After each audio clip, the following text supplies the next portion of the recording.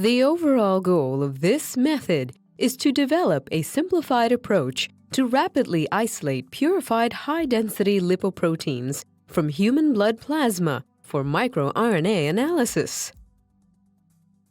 This method can help answer key questions in hepatology and cardiology, such as understanding the molecular mechanisms and protective functions of high-density lipoproteins. The main advantage of this technique is that purified HDL microRNA can be isolated from less volume of samples within a short period of time.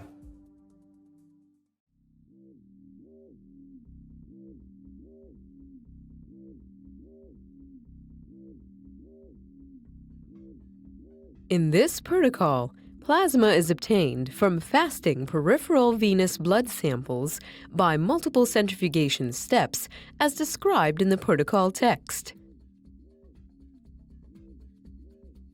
Transfer the plasma to a new tube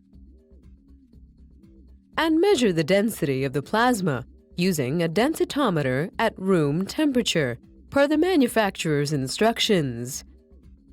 To remove the circulating exosomes that represent a source of microRNA contamination, add 252 microliters of exosome precipitation solution to 1 milliliter of plasma and incubate for 30 minutes at 4 degrees Celsius.